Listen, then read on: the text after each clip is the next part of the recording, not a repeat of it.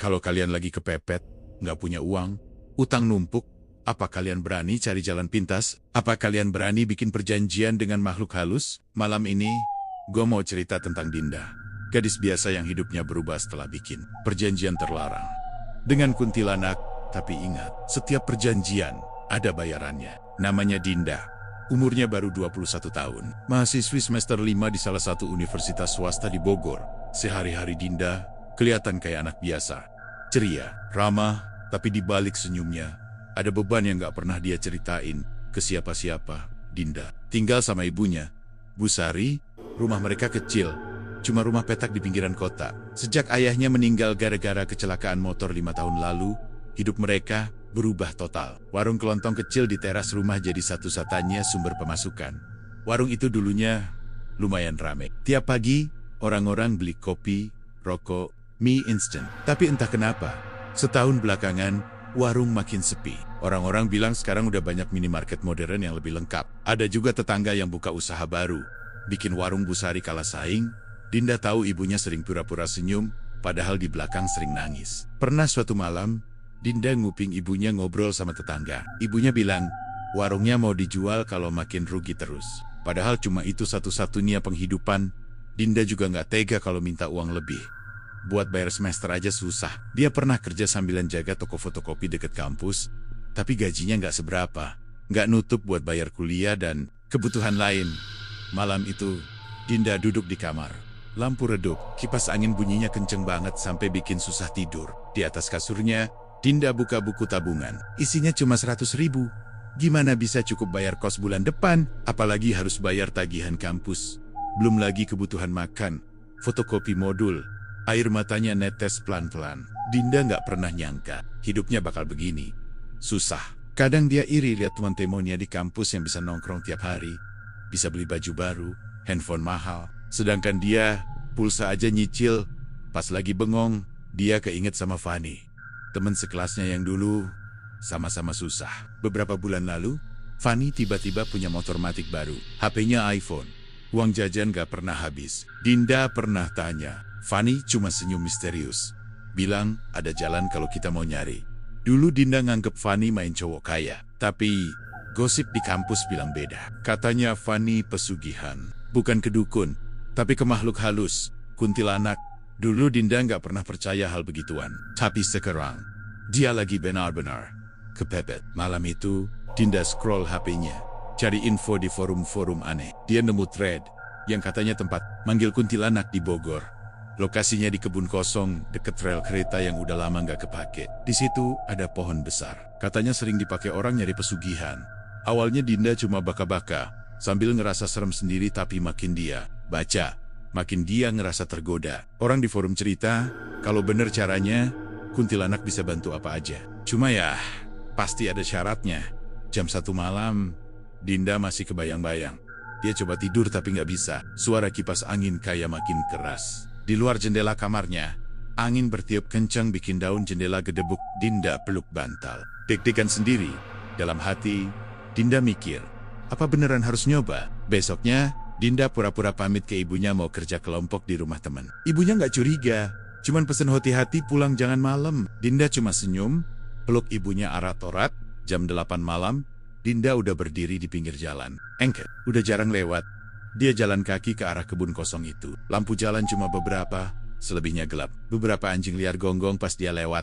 Begitu nyampe di kebun kosong, Dinda diam di pinggir. Rumputnya tinggi-tinggi. Pohon-pohon gede nutupin langit. Di kejauhan dia lihat pohon besar yang sering diceritain orang forum. Batangnya gede banget, akar-akarnya keluar ke tanah, melingkar kayak tangan. Dinda gemetaran. Tapi, dia udah keburu niat.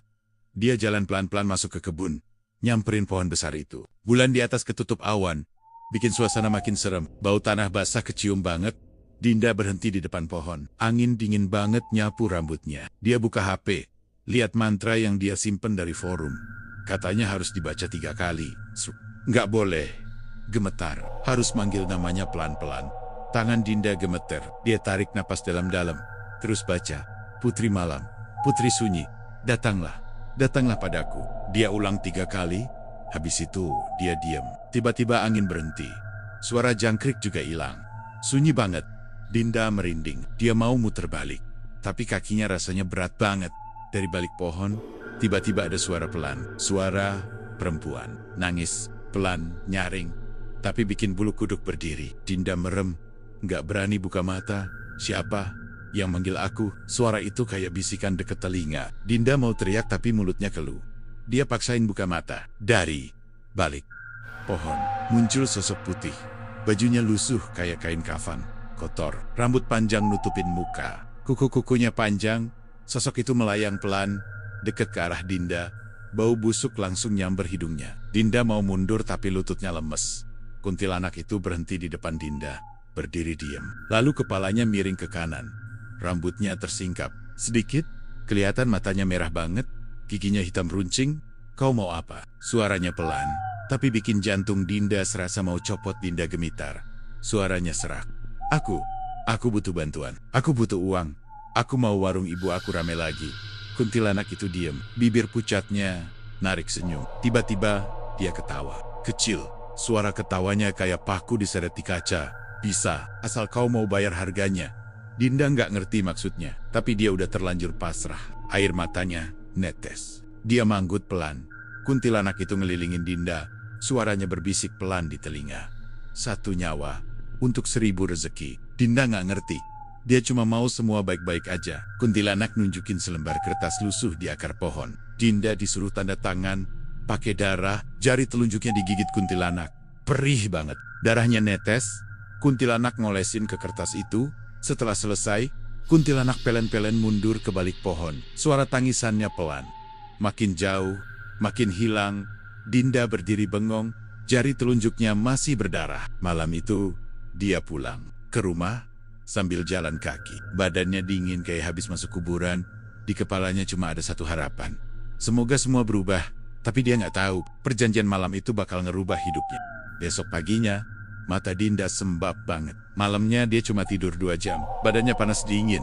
Masih kebayang suara tangisan kuntilanak semalam. Tapi dia berusaha meyakinkan diri. Semua bakal baik-baik aja. Warungnya bakal rame lagi. Uangnya bakal cukup buat bayar kuliah. Ibunya bakal seneng lagi. Dinda duduk di kursi warung, ngeliatin ibunya lagi nyusun rokok dan kopi sachet di etalase kaca. Ibu Dinda kelihatan lelah, tapi masih semangat nyapu halaman depan. Biasanya jam segini, warung sepi banget. Kadang sampai siang cuma ada 2 atau 3 pembeli, tapi Peji itu. Baru jam 7, tiba-tiba ada bapak-bapak naik motor berhenti. Dia beli rokok 2 bungkus sama kopi sachet. Habis itu, ada ibu-ibu bawa anak kecil mampir beli snack. Terus ada lagi anak muda mampir beli pulsa. Ibu Dinda heran, tapi senyum-senyum seneng. Alhamdulillah, kok rame banget ya Din? Katanya sambil nyapu keringat di jidat. Dinda cuma senyum kecil. Dalam hati, dia campur aduk. Ada seneng, tapi ada takut juga. Siangnya, warung makin rame. Ada ojek online berhenti beli air mineral. Ada pegawai kantor lewat beli mie instan. Beberapa bahkan bayar lebih. Bilang, nggak usah kembalian Bu. Ibu Dinda berkelik-kelik ngelap mata saking terharu. Malamnya, mereka hitung duit hasil dagang. Hari itu, biasanya cuma dapat 50.000 sampai 100.000. Sekarang bisa pegang 400.000 lebih. Bu Sari sampai berkeli-keli bilang syukur. Dinda cuma diem, matanya kosong. Beberapa hari kemudian, hal aneh mulai kerasa. Dinda lagi tidur siang di kamar. Tiba-tiba dia kebangun gara-gara dengar suara ketukan di jendela. Tok, tok, tok, pelan, tapi teratur. Padahal, jendelanya ketutup, tirai. Dinda buka tirai pelan-pelan. Nggak ada apa-apa di luar. Jalan setapak sepi, pohon jambu depan rumah juga nggak ada yang gerak. Dinda nutup lagi tirai. Baru mau rebahan, suara ketukan itu muncul lagi. Kali ini lebih kencang. Tok, tok, tok. Dinda merinding. Dia tarik bantal nutup kuping. Beberapa detik kemudian suara itu hilang. Dinda pikir cuma halusinasi. Dia paksain tidur lagi. Malamnya, Dinda mimpi aneh. Dia lagi berdiri di depan warung. Dari kejauhan, dia lihat kuntilanak berdiri di pinggir jalan. Rambutnya panjang banget. Nutupin. Kuntilanak itu cuma ngeliatin Dinda sambil senyum. Tangannya nunjuk ke arah warung. Dinda bangun dengan keringat dingin. Badannya gemeteran. Dia coba minum air putih, tapi tenggorokannya kering. Jam di HP-nya nunjukin jam 2 lewat 40 menit dini hari. Besok paginya, warung makin rame lagi. Ada yang tiba-tiba pesen rokok 1 slop buat hajatan. Ada yang bayar utang lama. Padahal udah Dinda lupa Dinda mulai bingung antara senang dan takut.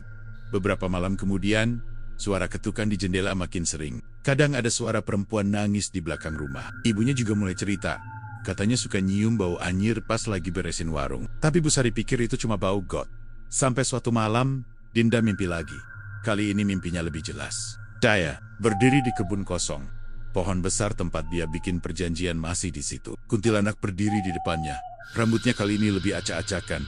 Matanya merah banget. Senyumnya lebar nunjukin gigi hitam runcing. Kuntilanak itu ngomong pelan. 1 nyawa untuk 1000 rezeki. Katanya sambil ketawa kecil. Tangan pucatnya nunjuk ke arah rumah Dinda. Dinda kebangun dengan napas ngos-ngosan. Dia baru bener-bener paham maksud kalimat itu. Kuntilanak gak cuma ngasih rezeki begitu aja. Ada tumbalnya. Beberapa hari kemudian, tetangga depan rumah Pak Jaya tiba-tiba meninggal. Katanya jatuh ke sumur waktu lagi bersihin sampah. Orang-orang heboh. Tapi Dinda cuma diem di warung, gemetar, sambil liatin foto Pak Jaya di status WA grup RT. Malamnya, Dinda tidur bareng ibunya di ruang depan. Dia takut tidur sendirian. Jam 2 pagi, dia kebangun lagi. Bau busuk banget kecium dari dapur. Dia lihat ke arah pintu. Ada bayangan putih lewat cepet banget. Dinda nggak berani manggil ibunya. Dia cuma tutup muka pakai selimut. Berdoa terus sampai ketiduran lagi. 2 hari setelah Pak Jaya dikubur, sepupu Dinda, Arin, anak kecil umur 5 tahun, main ke rumah. Ibunya Dinda seneng banget. Rumah jadi rame lagi. Erin engginep similem. Tidurnya di kamar Dinda. Malamnya, Dinda nggak bisa tidur. Dia lihat Arin udah pulas. Pas Dinda mau merem, tiba-tiba dia ngelihat sudut kamarnya. Gelap, tapi dia jelas lihat sosok perempuan rambut panjang, berdiri nunduk. Tangannya panjang, garuk-garuk tembok pelan banget. Dinda mau teriak, tapi suara hilang di tenggorokan. Kuntilanak itu pelen-pelen. Nengok ke arah Arin yang lagi tidur. Senyumnya lebar. Matanya merah. Dinda kebangun. Ternyata dia mimpi. Jaya langsung merem lagi. Peluk Arin erat-erat. Besoknya, Arin demam tinggi. Badannya panas banget. Dinda panik. Ibunya juga. Malam itu juga Arin dibawa ke klinik. Tapi dokter bilang infeksi. Besok paginya, Arin gak sadar lagi. 2 hari kemudian, Arin meninggal. Dinda ngerasa dunianya runtuh. Dia berdiri di samping pusara Arin. Air matanya gak berhenti jatuh. Ibu, Arin, Tante Dinda, nangis kejer. Dinda cuma bisa merem. Dalam hati dia minta maaf berkali-kali. Sepulang dari makam, Dinda masuk kamar. Dia ngunci pintu, duduk di lantai sambil peluk lutut. Badannya gemeteran. Dia nyalain HP, buka catatan mantra. Yang dulu dia pakai, dia bakal lagi. Tangannya dingin. Malamnya, Dinda tidur dengan lampu kamar nyala. Jam 3 pagi. Dia kebangun lagi. Kuntilanaknya muncul di ujung kasur. Rambutnya nutupin muka, tapi suaranya jelas. Kau mau berhenti? Ganti nyawa? Atau kau yang kuambil? Dinda nutup kuping, teriak, tolong, aku nggak mau lagi. Tolong hentikan. Kuntilanak ketawa panjang. Suara ketawanya kayak jeritan. Dinda jatuh dari kasur. Mukanya pucat. Kuntilanak itu mendekat. Tangannya nunjuk ke arah Dinda. Kalau tak mau cari tumbal, kau sendiri yang kujemput, bisiknya. Dinda cuma bisa nangis. Malam itu dia sadar. Dia udah masuk lubang yang gak bisa dia keluarin sendiri. Sejak malam itu, Dinda gak pernah bisa tidur nyenyak lagi. Kalau dia merem, selalu kebayang wajah kuntilanak yang matanya merah. Rambut panjang nutupin muka, gigi hitam runcing. Ketawanya kayak jeritan orang kesakitan. Dinda sering ngurung. Dari di kamar makan pun jarang. Ibunya bingung. Nyoba nanya berkali-kali. Tapi Dinda cuma bilang lagi stres tugas kuliah. Padahal di dalam hati, Dinda nyesel setengah mati. Dia cuma pengen hidupnya normal lagi.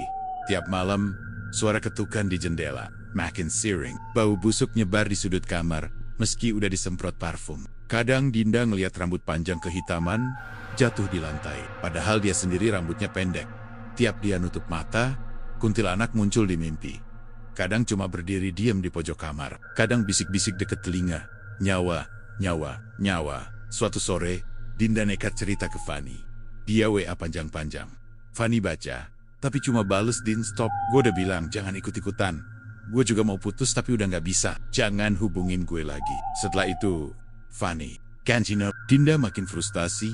Dinda coba nyari orang pintar di sekitar pasar tradisional. Ada yang bilang bisa bantu, tapi harus bawa sesajen ayam hitam sama kembang 7 rupa.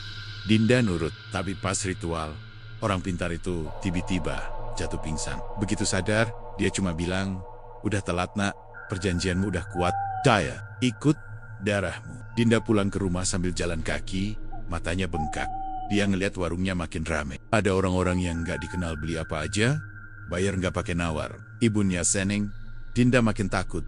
Malamnya, Dinda duduk di kasur, mandangin selembar kertas bekas perjanjian yang dia ambil lagi waktu nekat balik ke pohon besar siang-siang. Kertas itu udah penuh bercak coklat kering, bekas darah jari telunjuknya. Dinda nangis sambil komat-kamit minta ampun. Dia lihat ke foto almarhum ayahnya di dinding kamar. Ayah, maafin Dinda. Beberapa hari kemudian, kuntilanak muncul lagi di mimpinya. Kali ini lebih jelas. Dinda berdiri di kebun kosong. Kuntilanak berdiri di akar pohon besar. Rambutnya menjuntai nyeret tanah, mukanya setengah busuk, matanya merah, lidahnya panjang. Dia ketawa keras banget. Suaranya kayak ratusan orang nangis bareng-bareng. Kau mau bebas? Serahkan satu lagi. Atau kau sendiri yang kubawa, katanya sambil nyeringai. Dinda kebangun sambil teriak. Ibunya panik masuk kamar. Dinda, kamu kenapa? Ibu meluk Dinda.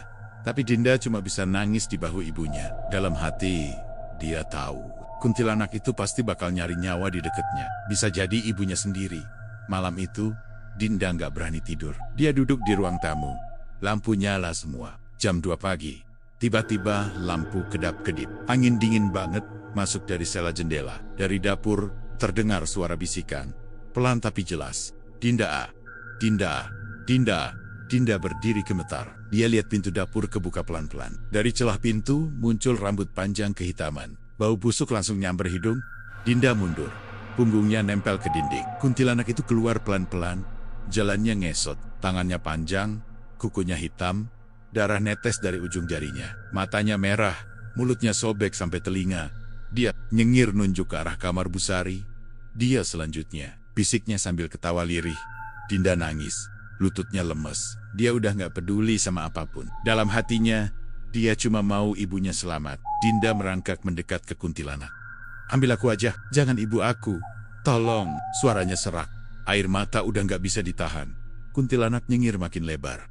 Dia bisik pelan. Kau rela? Dinda angguk. Ambil aku. Ibu aku jangan. Tiba-tiba kuntilanak melayang cepat ke arah Dinda. Mukanya deket banget. Nafasnya bau busuk. Dingin. Tangannya cakar leher Dinda. Dinda cuma bisa merem. Pasrah. Berdoa minta ampun. Seketika semuanya gelap.